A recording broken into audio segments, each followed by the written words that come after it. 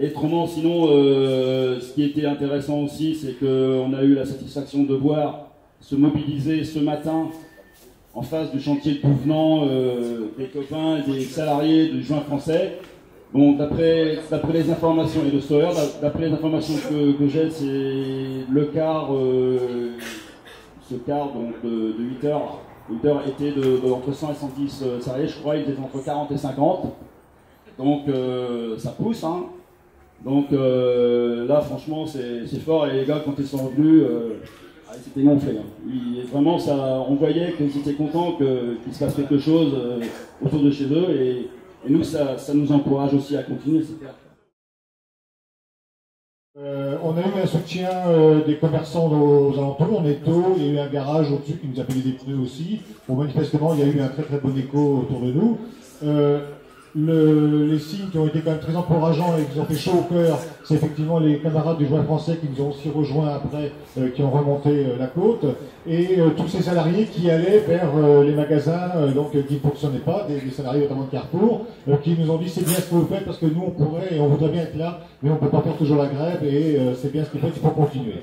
Je crois que ces encouragements des salariés sont un signe. Sont un signe également les encouragements de la population. Bon, tous les habitués des courses à Carrefour et ailleurs, ils ont tourné un petit peu en rond toute la matinée, mais bon, je pense qu'ils ont bien compris.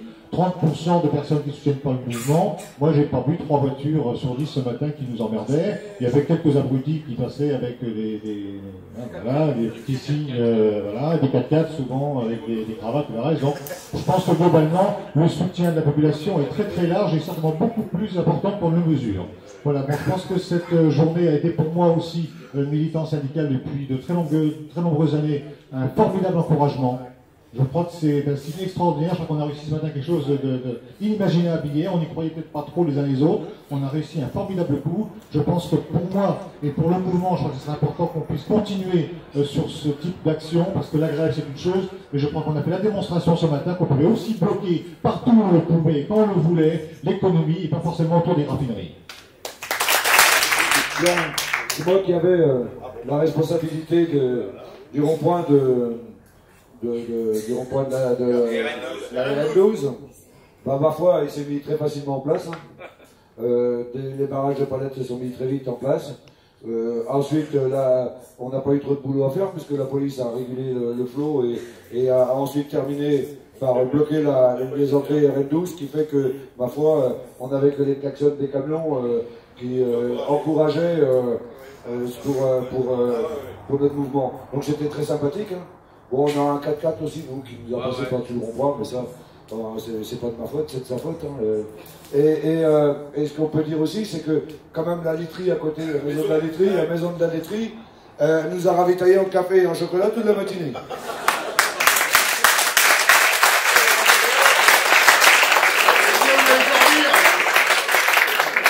On doit voir pour les matelas s'il faut changer.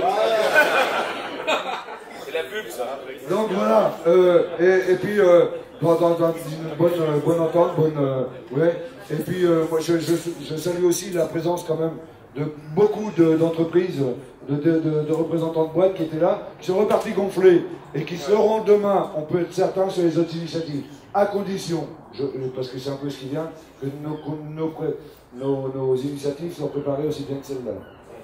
Parce que ça sera aussi la condition pour les réussir. Donc ça veut dire aussi qu'on a un peu de travail pour préparer les initiatives qu'on veut, et parce que c'est la condition de réussite.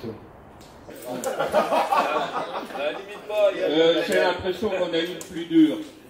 Hein. Dès le départ, il y en a une qui a essayé de passer directement sur nous. Heureusement, les flics étaient là, ils l'ont rattrapé et encadré jusqu'au commissariat.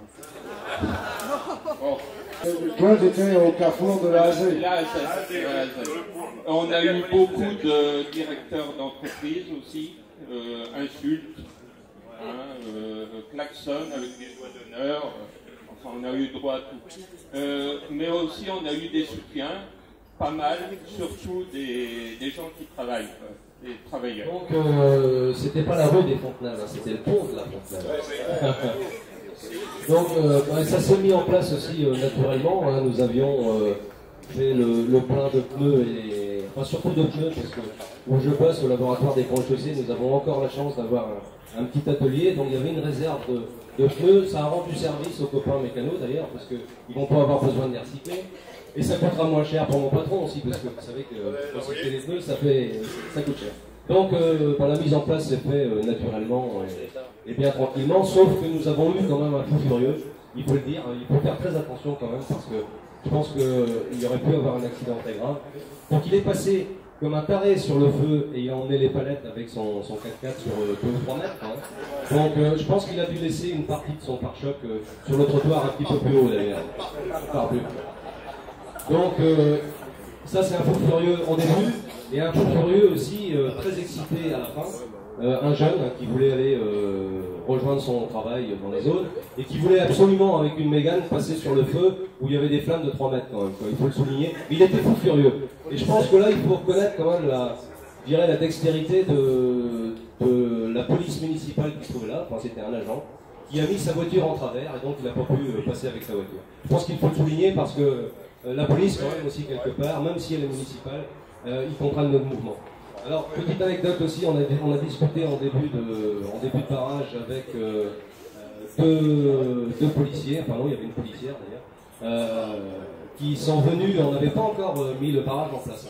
Et on a discuté pendant 10 minutes, et on sent quand même que la police, ils comprennent nos mouvements, et que malgré eux, ils sont avec nous, quoi. Enfin, beaucoup d'entre eux sont avec nous. Donc voilà, et nous aussi, comme les autres camarades, on a eu beaucoup de soutien de la population, enfin de la population, des gens qui sont passés. Alors il y avait des jeunes, des moins jeunes, des anciens, des retraités, et je pense qu'à 80%, ils nous disaient bravo pour ce que vous faites, c'est très bien, on est avec vous de tout cœur. Bien, ça c'est pour les opérations de ce matin, donc tout le monde... voilà, mais ne bouge pas parce qu'il y a les opérations de cet après-midi sur lesquelles il faut qu'on revienne. Et là, nous étions partis avec l'idée qu'on ne tiendrait pas une demi-heure. Paris est tenu, hein, on a gagné. Ce soir, on peut dire on a gagné, on a tenu 3 heures et de belle façon. Parce que quand on passe sur la zone avec un désert comme ça et que de la fumée noire partout, je peux vous dire que c'était grandiose. Hein, ça, c'est quelque chose que ça restera dans les mémoires pendant un moment, hein, cette zone-là. Ah oui, excusez-moi, je vois que le poste qui devait prendre la parole en premier est revenu. Il était en retard. Je faisais la sieste les primaires. Oui, c'est ça la retraite. Hein. Vous verrez quand vous aurez mon âge. Bon. Alors, ce matin, c'était épatant parce que quand on est arrivé, déjà, les palettes et les pneus étaient en place. C'était les camarades de RDF qui étaient là. Moi, j'ai trouvé ça excellent parce que au fur et à mesure arrivaient des pneus, des palettes, le feu a été mis, etc. Et on allait même se livrer chez Arcadie, c'est-à-dire ex-SBDA, puisqu'on était à quelques mètres du dépôt de vieux pneus. Bon, on n'a pas eu le réflexe d'en sortir suffisamment. Au bout d'un moment, le patron a demandé à un certain nombre de ses ouvriers qui étaient en train de nous regarder de fermer la grille. Les ouvriers ne bougeaient pas. Et finalement, c'est lui qui a fermé, et comme je me trouvais là, il me dit oui, la pollution. Alors, ce à quoi je lui ai répondu que le premier pollueur de France c'était Sarkozy. Il a trouvé que c'était...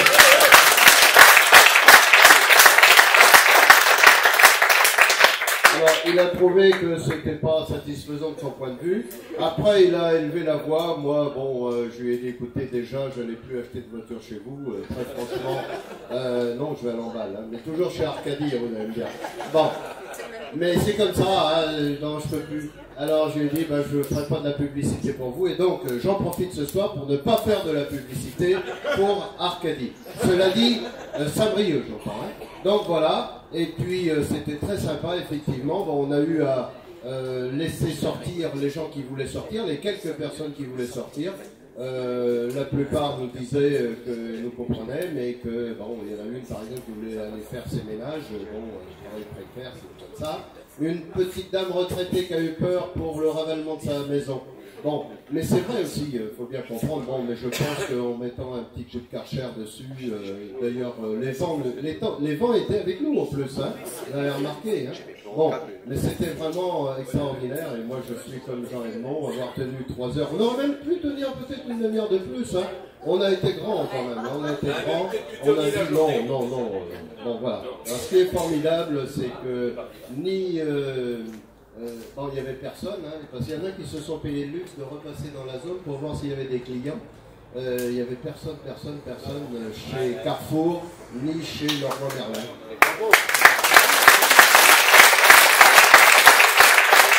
Aux propositions que vous souhaiteriez mettre en débat pour demain. On avait évoqué ce matin de bloquer quand même on parle de gros patron, il y en a un gros à Plérin, c'est le patron nucléaire. Et demain matin, si on fait une petite action pas très compliquée, le Leclerc de Plérin il est facilement touchable. À 8h30, 9h, quand les gens arrivent, il y a 2 entrées, terminé, il est bloqué pour la matinée.